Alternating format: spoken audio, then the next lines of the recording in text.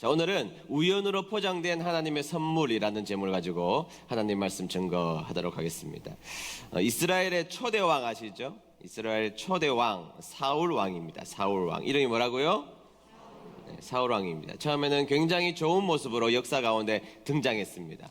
사울 왕 그러면 우리가 굉장히 그 사람이 안 좋은 사람이다 이렇게 인식을 하고 있지만 실질적으로 그는 역사상 처음에 굉장히 아름다운 모습으로 등장했던 사람인데 그 사람의 역사의 등장의 모습을 보면서 우리 하나님께서 우리에게 주시는 영적인 교훈이 무엇인지에 대해서 한번 고민하고 살펴보는 시간들을 가졌으면 좋겠습니다. 자, 첫 번째, 잃어버릴 때 비관적 관점이 우리를 지배하게 된다는 사실을 우리는 기억해야 합니다. 다 같이 읽어봅니다. 시작. 잃어버릴 때 비관적 관점이 우리를 지배하기 시작합니다. 사무엘상 9장 3절과 4절을 볼까요? 3절을 여러분들이 한번 우리 다 같이 읽어보도록 하겠습니다. 시작. 사울의 아버지인 기스의 나귀들이 어디로 갔는지 보이지 않았습니다.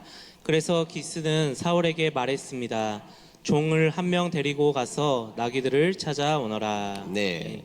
전혀 우리가 이해하기 어려운 구절이 하나도 없죠. 네, 그런 문제가 발생했습니다. 4절 보겠습니다. 4절은 제가 읽겠습니다. 사울은 에브라임 산지를 돌아다녔습니다. 또 살리사 땅도 돌아다녔습니다. 그러나 사울과 그의 종은 나귀를 찾지 못했습니다. 사울과 그의 종은 사알림 땅으로 가보았으나 그곳에도 나귀는 없었습니다. 사울과 그의 종은 베냐민 땅으로도 가보았으나 그곳에서도 나귀는 보이지 않았습니다. 사울은 이 역사 가운데 등장하는 처음의 장면은 자신의 인생 가운데 무엇인가를 잃어버린 상태 속에서 등장하게 되었습니다. 잃어버린 상태에서 그것을 끊임없이 찾으러 다니는 모습으로 역사 가운데 등장하고 있는데, 이 사울의 모습은 전 인류의 모습, 우리들의 모습을 아주 정확하게 묘사하고 있는 장면이라는 생각을 하게 됩니다. 여러분, 우리는 항상 무엇인가를 갈구하며 무엇인가를 찾아다니는 인생이 우리들의 삶이고 모습이지 않습니까? 그래서 진리를 찾으러 다니고, 그리고 우리의 인생 가운데 인생의 목적을 찾으러 다니고 의미 있는 삶을 찾으러 다니는 것, 우리들의 인생입니다. 이런 귀한 것을 찾기를 나중에 포기하면 나중에는 맛집 찾으러 다니고 놀러 다니고 좋은 것 찾으러 다니고 뭐 그런 것들 찾으러 다니는 낮은 단계의 것을 또 추구하기도 하는 것이 우리들의 모습이기도 합니다. 아이들을 위하여서 좋은 선생님을 찾으러 다니고, 돈을 벌기 위하여서 좋은 직장들을 찾으러 다니고, 결혼하기 위하여서 좋은 배우자들을 찾으러 다니는 것, 건강을 위해서 나에게 딱 맞는 운동이 무엇인지를 찾으러 다니는 인생이 우리들의 인생이죠. 네, 항상 우리들의 인생은 찾으러 다니는 인생입니다. 심지어 리모컨도 찾으러 다닙니다. 항상 리모컨은 없어요. 제 주위에 항상 리모컨이 없습니다. 항상 리모컨도 찾으러 다닙니다. 그래서 전설과 같은 이야기 있잖아요. 찾다 못 찾아서 새 것을 샀는데 몇 달 후에 냉동고 문을 열었더니 고등어 옆에 딱 있더라는 전설과 같은 이야기가 있습니다. 비관적이지 않아도 비관적으로 해석하는 경향들이 우리에게 있죠. 옛날에 가스통이 있어서, 지금도 그렇지만 가스통이 있어서 가스레인지가 있을 때 항상 언제 가스가 떨어집니까? 밥할 때 떨어집니다. 밥할 때 떨어져요. 그러면 항상 그렇게 이야기합니다. 나는 재수없게 꼭 밥만 하면 가스가 떨어진다고 하지만 가스는 언제 써요, 여러분? 그럼 언제 떨어져요? 당연히 밥할 때 떨어지는데 항상 우리는 그렇게 해석해 왔습니다. 나는 재수없게 꼭 내가 밥만 하면 가스가 떨어진다고 이야기를 했던 것이죠. 심지어 내 인생이 잘 풀리면 이상하게 불안합니다. 그러지 않습니까? 내 인생이 어느 날 갑자기 너무 잘 풀리고 있으면 이것도 잘 되고 내 자식도 잘 되고 내 인생도 잘 풀리고 돈도 잘 벌리고 무엇인가 척척 풀리면 그때는 이상하게 우리 마음속에 불안함이 찾아옵니다. 언제 내가 또 망하게 되지? 이게 우리들의 마음이라는 것이죠. 우리들의 인생은 무엇인가 잃어버리는 그 순간부터 우리들의 인생을 비관적으로 해석하기 시작하더라는 것입니다. 이게 첫 번째입니다. 두 번째, 잃어버릴 때 믿음의 말이 들리게 된다는 사실입니다. 다 같이 읽어봅니다. 시작. 잃어버릴 때 믿음의 말이 들리게 됩니다. 자, 사울이 자신의 아버지가 나귀를 잃은 다음에 나귀를 찾아오라고 사울에게 시켰습니다. 종 하나 이끌고 찾으러 다닌 거리가 38km입니다. 거리는 38km니까 여러분 그냥 간 게 아니겠죠. 두루 다니면서 찾으러 38km를 3일간 다녔습니다. 근데 결론은 찾지 못했다는 것입니다. 38km를 3일간, 몇 킬로미터를? 38km를 며칠간? 3일간 찾으러 다녔는데 찾았어요? 못 찾았어요? 찾지 못했다는 것입니다. 자, 못 찾자 사울은 포기하려고 마음을 먹었습니다. 5절 보겠습니다. 5절 하반절 다 같이 읽습니다. 시작. 사울이 자기 종에게 말했습니다. 그냥 돌아가자. 아버지가 나귀들보다 우리를 더 걱정하시겠다. 아멘. 자, 합리적 포기처럼 보이죠? 아버지가 이제 우리를 걱정하실 것이기 때문에 이제 포기하자. 그래서 합리적 포기를 자신의 종에게 제시하고 포기하려고 마음을 먹었던 것입니다. 이제 나귀 찾기를 포기하고 돌아가야 되겠다. 3일간 했던 수고, 38km를 다녔던 수고를 포기하고 돌아가야 되겠다고 마음을 먹었습니다. 그러자 옆에 있던 종이 뭐라고 이야기합니까? 6절 말씀, 6절 읽도록 하겠습니다. 시작. 그러나 사울의 종이 대답했습니다. 하나님의 사람이 이 마을에 계십니다. 그 사람이 말한 것은 모두 이루어지기 때문에 백성들은 그 사람을 존경합니다. 지금 이 마을로 들어갑시다. 어쩌면 그 사람이 우리가 찾는 나귀를 찾아줄지도 모릅니다. 아멘. 자, 이 종이 주인 사울을 말립니다. 먼저 제안을 하죠. 포기하지 말자는 것이죠. 전체적인 제안은 포기하지 말자는 것입니다. 그리고 두 번째, 하나님의 방법대로 한번 해보자는 겁니다. 네, 포기하고 잃어버릴 때 주위에 영적으로 우리의 주위에 있는 사람들은 하나님의 방법대로 해보자는 사람들이 우리 주위에 반드시 있게 되어 있다는 것이죠. 포기하지 말자. 하나님의 방법대로 해보자. 하나님의 선지자에게 찾아가면 그가 나귀를 찾아줄 것이 분명하다. 이렇게 종이 이야기를 했던 것입니다. 그리고 그 말을 듣자 사울은 그 말을 듣기 시작했다는 것이죠. 자, 여러분, 종의 말이 왜 들렸겠습니까? 주인의 말을 종이 들어야 되는데 왜 주인이 종의 말이 귀에 들리게 되었을까요? 잃어버렸거든요. 그리고 문제가 풀리지 않았기 때문입니다. 자신의 인생이 곤란하게 자꾸 몰려가기 시작하자 집으로 돌아가면 왜 낙이 찾아오지 않았어?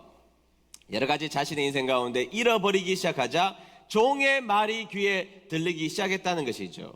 그리고 비탈을 올라가다가 그 말을 듣고 선지자를 만나기 위해서 비탈을 타고 올라가다가 한 소녀를 만납니다. 젊은 여자를 만납니다. 그리고 물어요.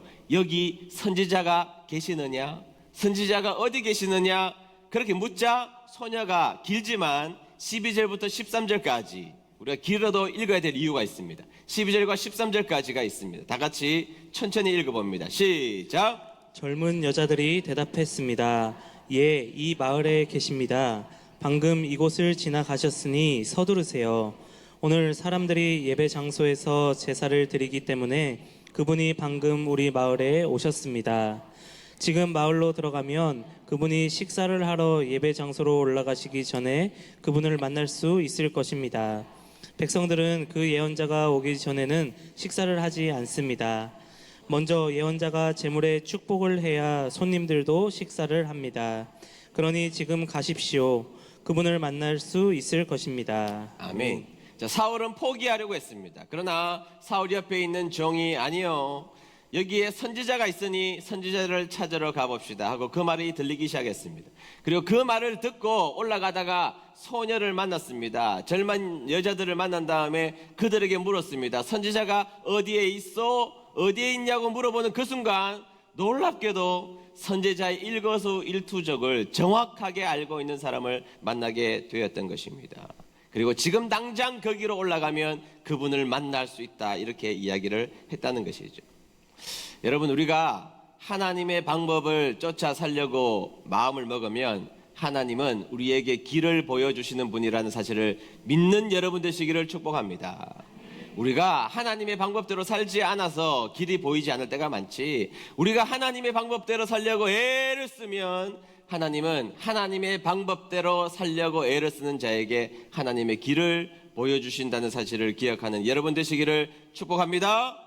여러분, 이 각박한 세상에서 여러분들이 우리가 하나님의 방법으로 마음을 먹으면 하나님은 누군가를 보내주신다는 사실, 그 누군가를 보내주셔서 우리 하나님 만나게 하시고 하나님의 뜻을 깨닫게 해 주신다는 것이죠. 여러분, 우리가 이상하게도 내가 많은 것을 가지고 있을 때는 하나님의 소리가 잘 들리지 않을 때가 많습니다. 내 인생의 길이 똑바르고 직진이고 내 인생 가운데 무엇인가 의미 있게 잘 풀리고 그럴 때, 건강하거나 이럴 때는 믿음의 소리를 들어도 하나도 안 들립니다. 솔직히 그렇습니다. 열심히 인생을 살아서 열심히 모든 것이 척척 내 인생에 풀리면 하나님의 말씀과 이야기들이 잘 들리지 않습니다. 그런데 잃어버리고 나면 이상하게 하나님의 말씀이 잘 들립니다. 잃어버리고 무엇인가 낙담해 있는 상태 속에서 믿음의 소리는 훨씬 더 우리의 마음속에 확장기가 되어서 크게 증폭되어 들리기 시작하다 한다라는 것이죠.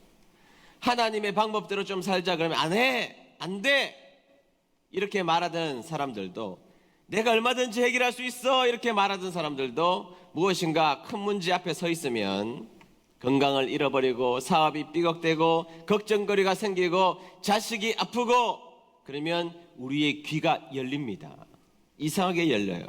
그리고 믿음의 소리가 비로소 들리기 시작합니다.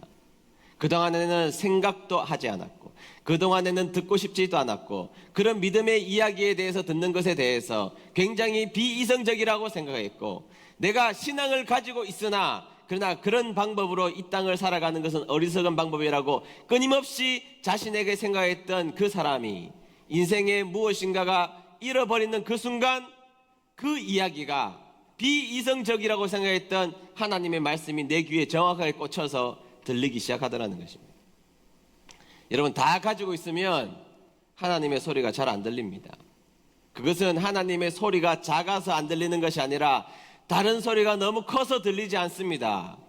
그런데 잃어버려서 광야에 내몰리면, 잃어버려서 저 한 구석에 처박혀 있으면, 잃어버려서 사람들을 만날 수 없어서 나 혼자 고독하게 앉아있는 그 자리에서 그때서는 아무 소리가 들리지 않는 그 광야의 현장 속에서 하나님의 소리는 내 귀에 명확하게 들려오더라는 것입니다.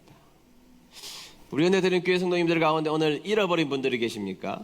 많으리라고 생각합니다. 우리 모두는 항상 잃어버리는 인생들 가운데 살아가고 있기 때문입니다. 여러분들이 잃어버린 것이 있다면 이제 준비해야 될 것, 하나님의 음성을 듣기 위해서 준비하는 여러분 되시기를 축원합니다. 그리고 그 음성을 들으시고 살아나는 역사가 여러분들의 역사가 되시기를 주의 이름으로 축복합니다. 하나님을 믿는 사람은요, 잃어버렸다고 낙심하는 게 아닙니다. 하나님을 믿는 사람들은 잃어버린 그 상태 가운데 낙심의 자리로 나의 인생을 옮겨내는 사람이 아니라 잃어버렸으니까 이제 하나님의 말씀을 들으면 된다. 잃어버렸으니 나 하나님의 말씀 들을래. 그렇게 마음 먹는 저와 여러분 되시기를 주의 이름으로 축복합니다. 제 인생 가운데 하나님의 말씀이 가장 명확하게 들렸던 때는 제가 잃어버렸을 때입니다. 제가 승승장구할 때 하나님의 말씀이 잘 들리지 않았습니다. 그러나 제가 잃어버리는 그 한복판에 하나님을 갈구했고 하나님의 음성을 궁극적으로 받아들이게 된 것도 바로 잃어버린 그 한복판입니다. 잃어버리기 시작했던 그 순간 하나님의 음성이 여러분들을 압도한다는 사실을 기억하시고 준비하셔서 하나님의 음성 속으로 나아가는 저와 여러분 되시기를 축복합니다. 자, 세 번째, 잃어버릴 때 그곳에 하나님의 섭리가 드러난다는 사실을 기억해야 합니다. 다 같이 읽어볼까요? 시작. 잃어버릴 때 그곳에 하나님의 섭리가 드러납니다. 14절 볼까요? 14절 다 같이 읽습니다. 14절 시작. 그들이 성읍으로 올라가서 그리로 들어갈 때에 사무엘이 마침 산당으로 올라가려고 마주 나오더라. 아멘. 자, 여기 재미있는 단어 한 단어를 뽑으라면 어떤 단어일까요? 마침이죠, 마침. 어떤 단어일까요? 마침이죠, 마침. 마침이라는 단어가 의미 있는 단어입니다. 그런데 여러분, 이 마침이라는 단어가 마침이라고 해석할 수도 있지만 히브리어 원어에는 와, 도대체 감탄사로도 표현할 수 있는 단어입니다. 그들이 잃어버린 상태에서 사무엘을 찾으러 올라갔는데 와, 때마침 어떻게 그렇게 정확하게 사무엘을 만날 수 있을까? 이런 표현이라는 거죠. 마침이라는 단어입니다. 마침 갔는데 때마침 사무엘이 올라오는 것입니다. 그리고 사무엘을 만나고 모든 문제가 다 해결됩니다. 모든 문제가 해결됩니다.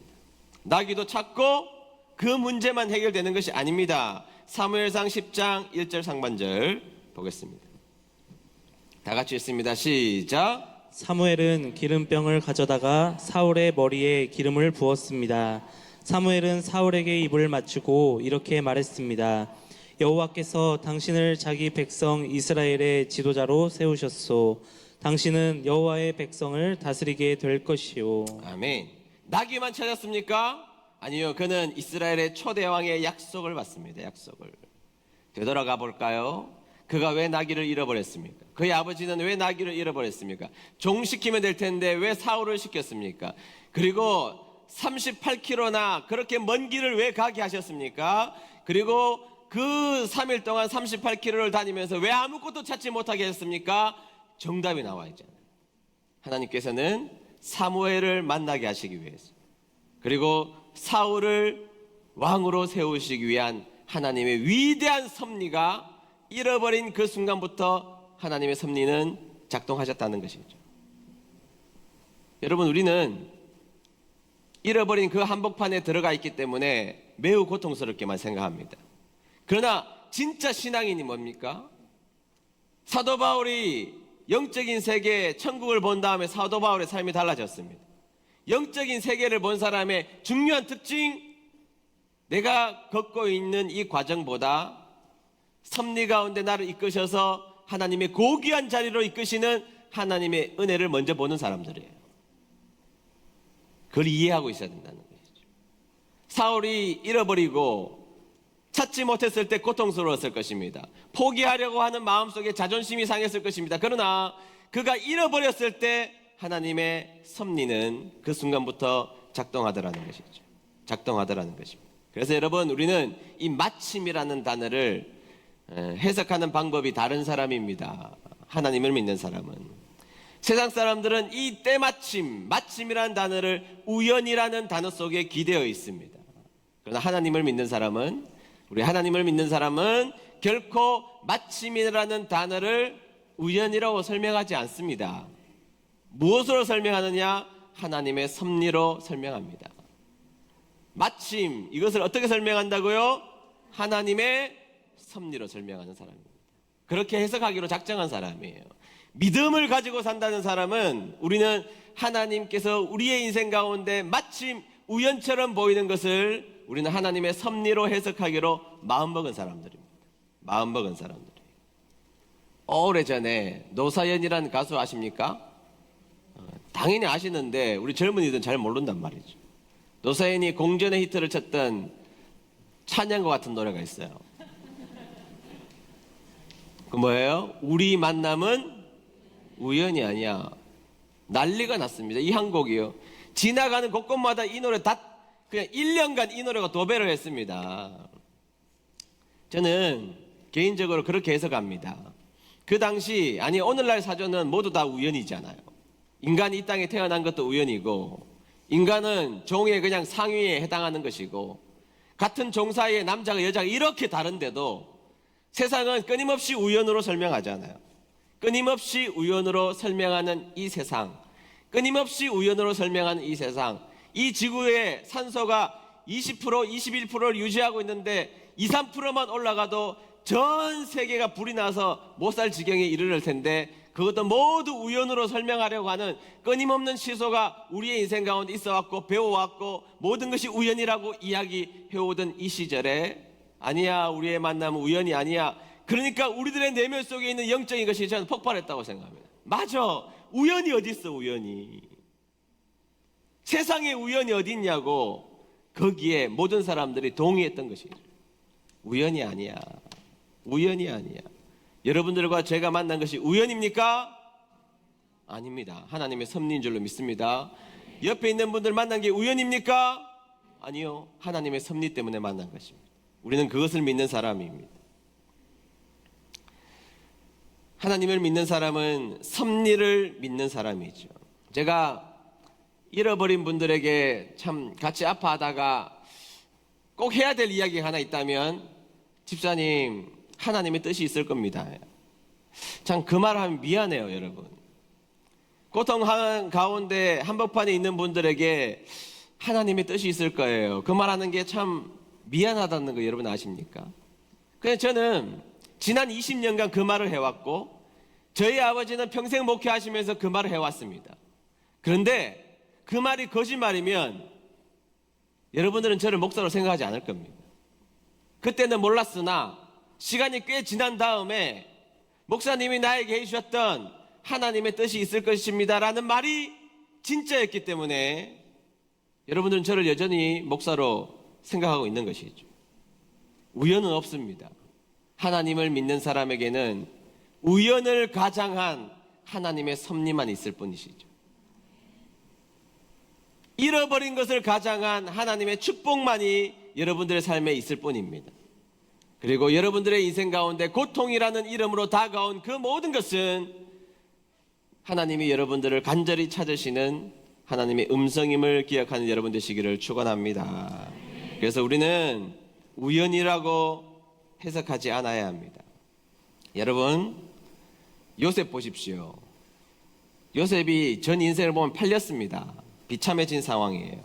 하필 미디안 상인에게 팔려서 보디발의 집에 가게 되었고 거기서 이상한 여자 만났고 감옥에 갔고 꿈해몽했고 애굽 총리가 되었고 가뭄이 들었고 아버지와 형제가 저기 먼 애굽까지 와서 상봉하여 그들을 만났습니다.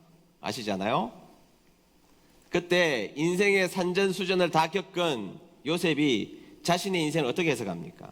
창세기 45장 5절 다 같이 읽어봅니다. 크게 읽어봅니다. 시작. 당신들이 나를 이곳에 팔았다고 해서 근심하지 마소서. 한탄하지 마소서. 하나님이 생명을 구원하시려고 나를 당신들보다 먼저 보내셨나이다. 아멘. 네, 인생의 고생이라는 고생은 모조리 해봤던 요셉입니다.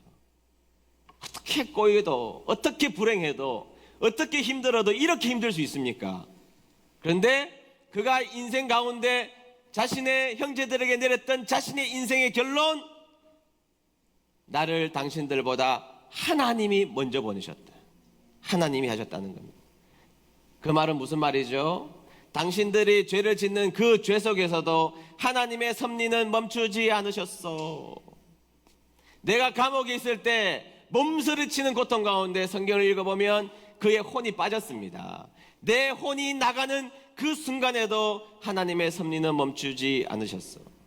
전 세계가 흉년이 들어서 전 세계가 고통당할 때 하나님의 섭리가 멈추지 않으셨어. 내 인생에 말할 수 없는 고통이 찾아왔지만 하나님의 섭리는 여전히 위대하오. 그래서 형님들 그리고 이스라엘 후손들, 내 소원이 뭔지 아시오? 나는 내 삶의 섭리 가운데 이끄시는 우리 하나님이 통치하시는 상징적인 땅, 그 가나안 땅에 내 뼈라도 묻히는 것이 내 소원이에요. 요셉의 고백입니다. 요셉은 자신의 인생에서 말할 수 없는 고통과 아픔이 있었지만 그의 유일한 한 가지의 소원, 섭리 가운데로 이끄시는 하나님의 통치가 있는 그 가나안 땅에 내 뼈라도 묻히기를 소원하며 천국을 고대했던 사람 요셉이었던 것입니다. 우리 은혜드림교회 성도님들, 우리의 인생을 어떻게 해석해야 됩니까? 질문 하나 할까요? 저와 여러분들의 인생 가운데 우연이 있습니까? 아니요, 없습니다. 주님이 여러분들을 붙들고 계신 사랑과 섭리만 있을 뿐입니다. 우리 그거 믿을 수 있다면, 그것을 믿는다면 오늘 우리들의 형편과 상관없이 우리들은 훨씬 더 오늘을 풍요롭게 살아갈 수 있다고 믿습니다. 그런 주인공들 되시기를 주의 이름으로 축복합니다.